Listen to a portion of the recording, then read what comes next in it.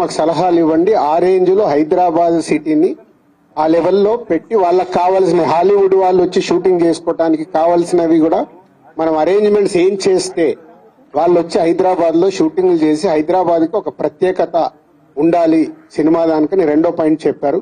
దాని మీద మళ్ళీ మేము ఇండస్ట్రీలో కూర్చొని గవర్నమెంట్ కి ఎఫ్డిసి ద్వారా ఏమేం చేస్తే బాగుంటుంది అనేది చెప్పబోతున్నాం.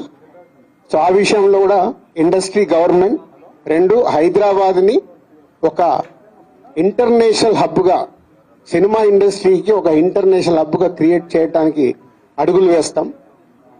మూడోది ఇండస్ట్రీ నుంచి ఇప్పుడు గవర్నమెంట్ ఏదైతే సొసైటీలో జరుగుతున్న ఈ డ్రగ్స్ కావచ్చు, గవర్నమెంట్ కు సంబంధించిన కొన్ని ఏవైతే డెవలప్మెంట్స్ ఉన్నాయో యూత్ కి ఉపయోగపడేగా సొసైటీకి ఉపయోగపడేటి ఏవైతున్నాయో అవన్నిట్లలో ఇండస్ట్రీ నుంచి పార్టిసిపేషన్ కావాలని చెప్పారు.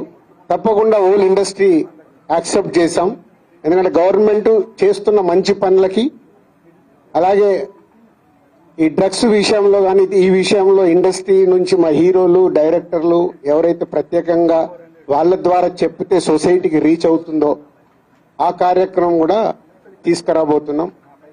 సీఎం గారు మెయిన్ గా మాకు ఇండస్ట్రీ అండ్ గవర్నమెంట్ కలిసి పనిచేసేలాగా ఒక పాజిటివ్ నోట్, అంటే ఈ మధ్య మనం చూస్తున్నాం కొన్ని అన్ఎక్స్పెక్టెడ్ జరిగిన ఇన్సిడెంట్ల వల్ల ఇండస్ట్రీకి గవర్నమెంట్ కి చాలా గ్యాప్ ఉంది అనేది ఒక అపోహ క్రియేట్ అవుతుంది.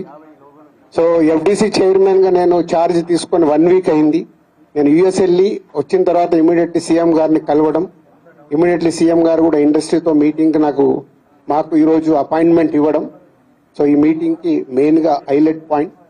సో సీఎం గారు మా అందరికీ ఇండస్ట్రీ నుంచి ఏమేమి కావాలి ఇండస్ట్రీకి కూడా అన్ని ఛాంబర్ ద్వారా తెలంగాణ